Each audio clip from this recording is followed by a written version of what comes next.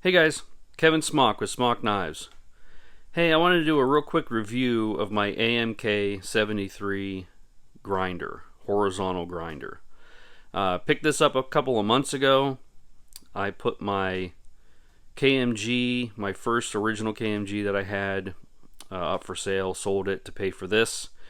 The original KMG was a vertical and horizontal. KMGs don't come that way, but I made a stand for it so that I could flip it over. One of the problems with that, though, even when you flip it over, you have to flip it back up vertical to change the belts. So every time I wanted to change a belt, you want to go from 36 to 80 to 120 to 220 to 400. Every one of those was I had to flip the grinder back up, change the belt out, and then if I had to change wheels, if I wanted to have a 3/4 inch wheel and a 2-inch wheel, I had to switch every time for that as well. So, imagine going from 3/4 of an inch to a flat platen to a roller wheel for a 2-inch wheel for doing one profile on one knife. You have to switch that out 3 times however many belts that you got to go through. So I don't know, I counted one day that I made like 30 different changes to profile one blade. And that's just absurd. That kind of grinder that flips is great for guys that are going to maybe only have one grinder and you want to be able to do vertical and horizontal because you don't have 2 grinders. I have a KMG, second one, and this one's set up dedicated for vertical. So I needed a dedicated horizontal, and AMK does have a vertical grinder as well. I just already have one, so I didn't end up purchasing one of those. But horizontals, I was looking at different options for horizontals, and this one to me seemed like the best option. And let me show you why. For one, it has 3 different setups. So it's got a small wheel attachment, a flat platen area, and then a 4-inch wheel. So you can do bigger curves there, your flats there, and then smaller here. And you can change that wheel out. I think right on there right now is a 3/4 inch. I also have a 2-inch wheel for it. So you can change those wheels out for whatever you need. I also wanted something that the work rests were able to go at 45 degrees. And sometimes that's pretty hard to do because things end up down here below, end up hitting one another, and it's hard to get a 45-degree angle after tilting this and then having to push it forward. But this AMK will do 45-degree angles. Actually, it'll probably even do even more than that, but I haven't had to use it that way yet. So the work rests are pretty much have different adjustments for everything. So this one screw here, this rod on here has got a flat section so that you don't have to worry so much about tilting left or right, just up and down. So this adjusts your up and down. This one here will adjust your tilt, 90 degrees or 45 degrees. And then that bolt right there, loosen that up and you can adjust it in or out. And they're pretty much all that way. This big flat section, it also came with a piece right here so that parts wouldn't slide off, but the parts that I were grinding were bigger than that, so I had to take that off. But you got 2 bolts here, one there and one there. That'll adjust in and out. Then these 2 bolts here will adjust up and down, and then it has one on either side that will adjust the tilt. Same thing on this one. So that way, if I was doing handles and I wanted a 45-degree angle, I can set all 3 of these up to 45 and just go from one to the next, or flat 90 like it is right now. So that comes in beneficial when, like, say you're trying to do the profile on this SK51. So I can do, flat sections here to make sure that those are nice and flat. And then I can come over here and do my rounded areas, the bigger areas. And then when I got to get into places like here and here, then you come over to the small wheel area and you can get those. So you still got to do belt changes, obviously, but I don't have to do 3 separate changes for a vertical grinder that can go horizontal that only has one attachment on the end. So I can go from one to the next to the next, and that saves a lot of time and is really helpful. So that was why I picked this up. I ended up actually driving over to AMK Tactical and picking this up. It was like a 6-hour drive one way. Spent the whole day in the car. But when I sold my vertical horizontal KMG grinder, I had parts that needed to be done, so I couldn't wait. So I had already been on the waiting list because I knew I was going to get one. So when he was had it done and ready to go, I just drove over there and picked it up instead of waiting for FedEx to deliver it. So, but the only problem that I really had was in transit, I think. Probably I bumped this because this has also got several other adjustments on here. You can bring this in and out depending on the size of the wheel so that it still stays level with the flat platen over here. But it also can tilt this way.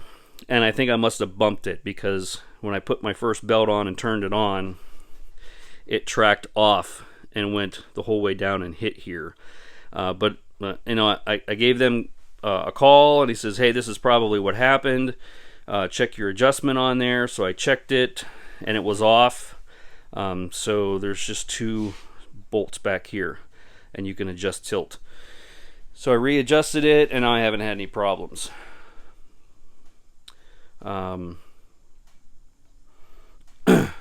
Here's their information, and I'll put that below in the description area. I just hooked up one of these lights, these big lights. I got these things everywhere in the shop. I like this because it stays out of the way when I'm trying to change the belt, and I can bring it over here. I can bring it way over here. 5000K LED light. I've pretty much done the whole shop in 5000K. I like it a lot better than the soft white. It's just horrible. If you guys are working in a shop and you've got lights that are anything under 5K, I mean even 65K is okay. But if you've got 4000K or 3500 or something like that, it's probably screwing up your color values when you're looking at stuff. But so to change belts, and this is kind of hard to do with holding this thing, but so you've got a lever here. You just pull this lever, and then the belt will come off. It also has an adjustment screw up here. This adjusts your tracking up and down. And then there's a wired on and off switch down here with a plug. So if you wanted to plug your light into that, you can. I got the single speed version just because that was all that I could afford at the time. But it kind of depends on your needs. The single speed version obviously is cheaper, but obviously it only runs at 1 speed, and the speed is it's kind of in the middle ground. So like if you're hogging off material, you'll probably want it to go a little bit faster. If you are doing finishing work, if you're using 220 grit, 400 grit, you're probably going to want it to go slower. Otherwise, it's too fast. So the first thing I'm going to do as soon as I can afford it is to upgrade this to a VFD. For what I'm doing personally, I'm doing finishing work mostly. I'm not hogging off a lot of material when I'm doing my edges. I'm just straightening them out, putting a nice finish on them. And the speed that this runs at is a little bit too fast for that. Granted, if you're doing mostly fixed blades, you are hogging material. Your finishes don't need to be, if you're not going to 400, 600 grit, this single speed might work out for you. Me personally, I got to get into the higher grits, so it goes too fast. And we'll show you how fast it goes here. I'll turn it on.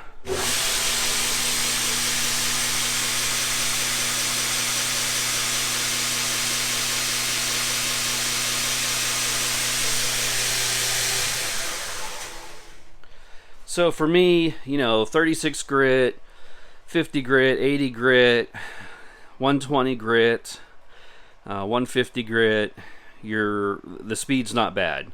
You get to 220, 400, 600 and up, it's going too fast for me.